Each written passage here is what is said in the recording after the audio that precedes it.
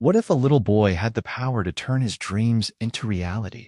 And every time he falls asleep, something beautiful appears, but so does a terrifying monster that makes people disappear forever. The movie starts with a little boy named Cody sleeping in his bed. His father walks into the room holding a gun, and it looks like he is about to kill him. But suddenly he hears a strange monster-like sound outside the room, so he closes the door.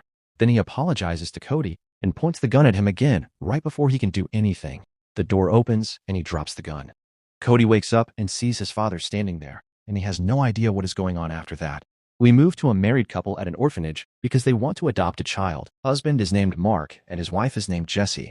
They both want to adopt because their young son Sean drowned while taking a bath since their son died. Their mental state has been really bad, and their entire life changed even with all that they decide to adopt a boy, hoping he might help fill the empty place their son left. They talk to the director of the orphanage and ask her to recommend a child. She tells them about an 8-year-old boy named Cody.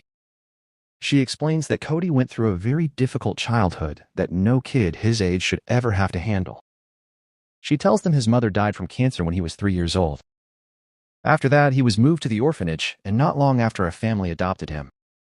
But they treated him badly and returned him to the orphanage a short time later. Another family adopted him too, but that family abandoned him and left him alone in an apartment for an entire month. Until neighbors heard a child crying inside and called the police. The police arrived, broke into the apartment, rescued him, and brought him back to the orphanage. The director tells them that even after everything Cody went through, he is still a brave and strong kid. She says he did not completely fall apart from everything that happened. The only issue is that he has some sleeping problems because of the trauma he experienced. And she believes he is the perfect child for them, because he suffered in life just like they did, and maybe the three of them can help heal each other. Jessie and Mark are convinced by what the director says, and they decide to adopt Cody. After that, they go back home to prepare the house for him. They begin removing all the pictures of their son Sean around the house, except for one picture that they keep as a memory. Mark installs a safety handle next to the bathtub because that is where their son drowned. He does not want to ever make the same mistake again. While he is installing it, Jessie stands there looking at the bathtub, feeling emotional and heartbroken, because it reminds her of what happened to her son. But she tries to comfort herself by believing that adopting Cody will help her move on from that tragedy. The next day, the orphanage director brings Cody to their house. She introduces him to Mark and Jessie. They show him around the house, and Cody notices a picture of Sean. It is clear that Cody is a very quiet kid. He barely talks, and he does not act loud or energetic like most kids his age. They show him his bedroom and tell him he can decorate it however he wants. Cody says he really likes the room, especially the curtains, because they have butterfly drawings on them, and he loves butterflies. Jessie and Mark start to feel very happy with Cody, and they quickly grow fond of him. His first night with them goes by peacefully without any problems. The next day, Mark drives Cody to school. His school day goes by normally without any issues. When he gets back home, he goes to take a bath in the bathtub. Jessie feels extremely nervous and overprotective. She even stands outside the bathroom door just in case something happens to him. Mark comes over and tries to calm her down and tells her not to worry. She finally leaves him in the bathroom and goes to tidy up his room. While cleaning, she finds a small box hidden under his bed. She pulls it out and opens it. Inside the box, she finds a book about butterflies. But she also finds a bottle of stimulants. The pills help him stay awake for a long time and keep him from falling asleep. Jessie decides she needs to talk to him and find out why he is taking them, and why he is so afraid of sleeping. Later that night, she sits down with Cody and asks him about the pills. Cody tells her he takes them because he hates sleeping. Because every time he falls asleep, a terrifying creature appears. He says the creature is called the canker, and the canker only shows up when he sleeps and it eats the people around him. He even says that the creature ate his mother a long time ago. Jessie tells him those are just nightmares and scary thoughts in his head. She explains that those things are not real. She also tells him that now that he moved into a new home with a new family, the canker will not be able to find him. After hearing that, Cody finally feels safe enough to sleep. Jessie leaves him to rest and goes downstairs to sit with Mark in the living room. Suddenly, while they're sitting together, a group of butterflies appears out of nowhere in front of them. They are both shocked and confused about where the butterflies came from and what is happening. Mark tries to catch one of the butterflies so he can show it to Cody, because he knows how much Cody loves butterflies. But just as suddenly as they appeared, the butterflies disappear again. Mark and Jesse are left confused, and they keep trying to figure out what just happened. Eventually, they go upstairs to sleep. But Jessie cannot stop thinking about what she saw, and she cannot fall asleep. She gets up to drink some water, and suddenly she sees her son Sean standing right in front of her. He looks completely real. He is wearing the same clothes and looks exactly like he does in the picture hanging in the house that Cody saw earlier. Sean suddenly turns and runs toward Cody's room. Jessie runs after him, but when she enters the room, she finds Cody sleeping alone. There is no one else there. She stands there shocked and unable to explain what just happened. Then she starts to connect what she saw with the moment when Cody was sleeping. The next day, Jessie tells a group of her friends about everything she experienced. She asks them if they have any explanation. But her friends all tell her the same thing. They say what she saw is just because she is still grieving her son, and that what she experienced is basically like a waking dream caused by her deep sadness. Everyone around her believes Cody has nothing to do with any of it. But deep down, Jessie feels like everything happening is somehow connected to him. That night, Cody goes upstairs to sleep while Mark and Jessie stay awake in the living room like usual. As soon as Cody falls asleep, Sean appears again, looking completely real.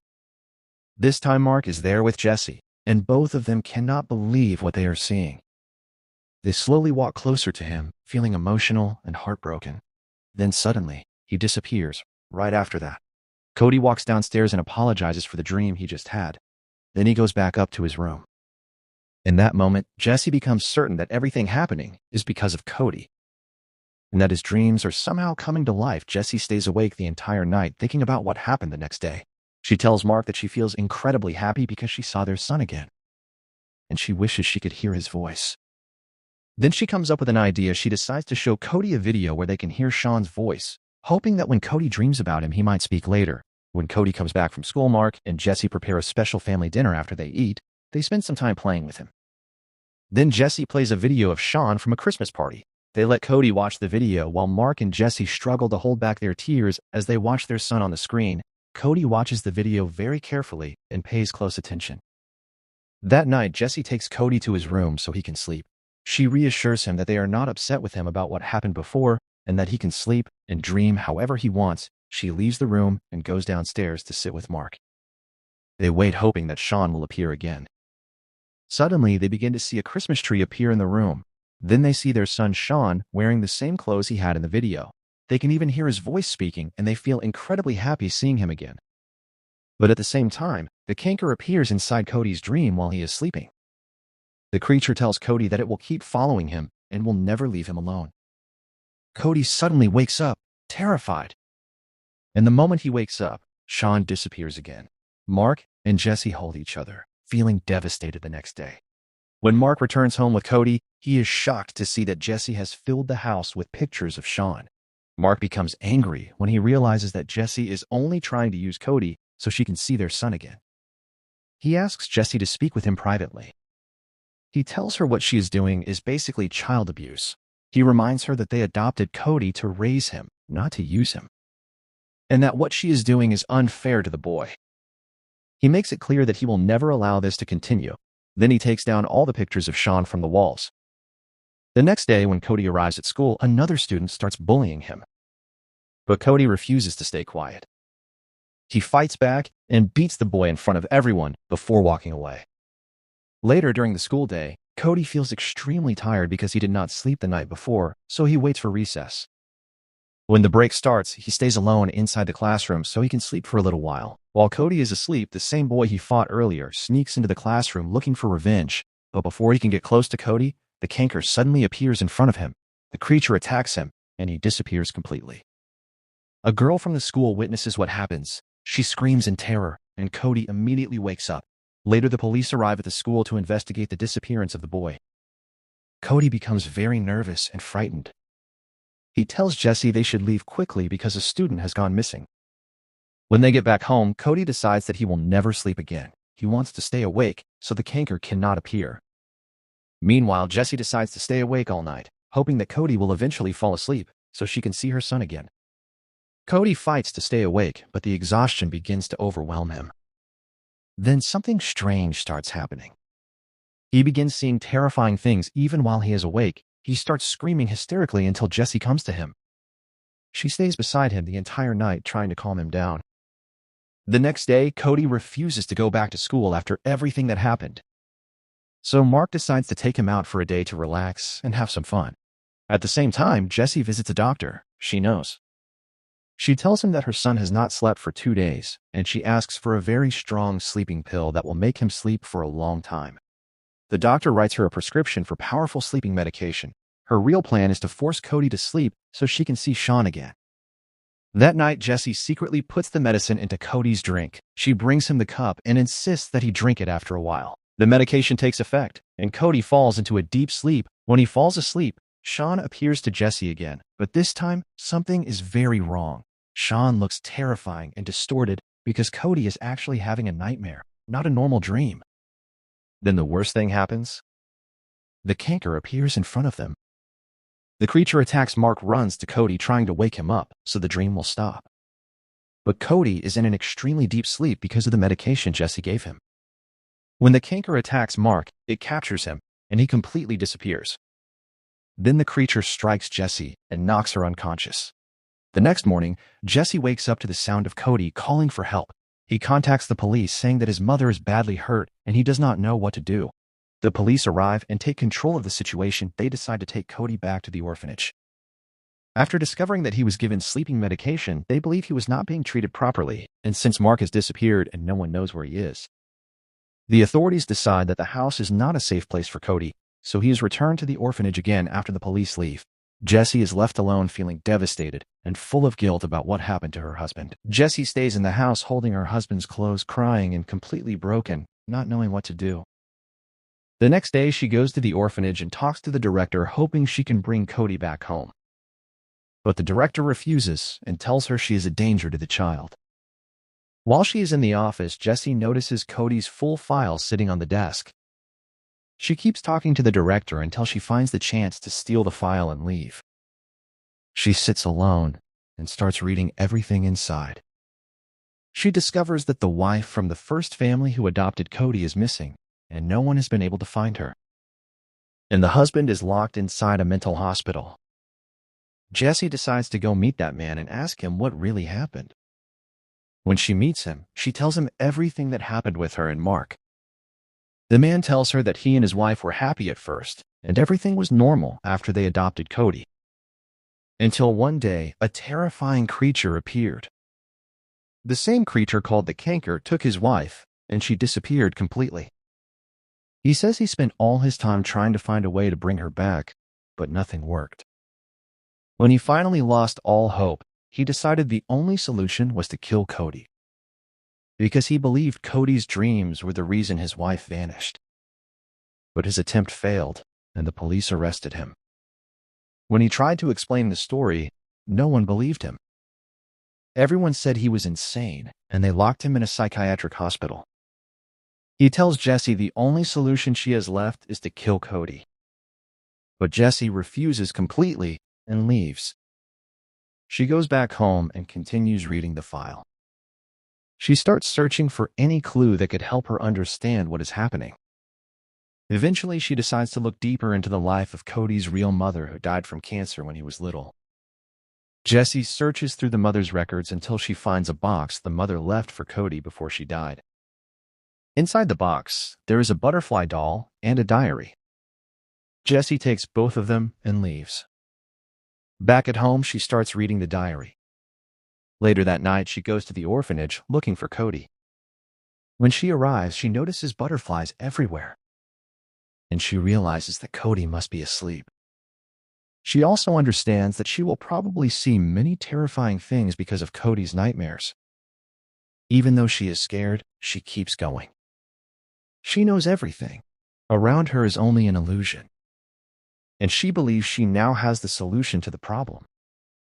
Jessie slowly moves deeper inside the building toward the room where Cody is sleeping.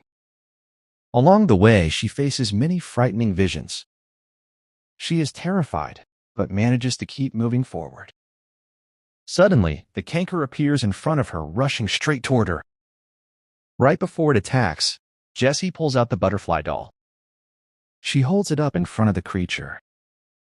The moment the canker sees the doll, it suddenly stops and becomes calm.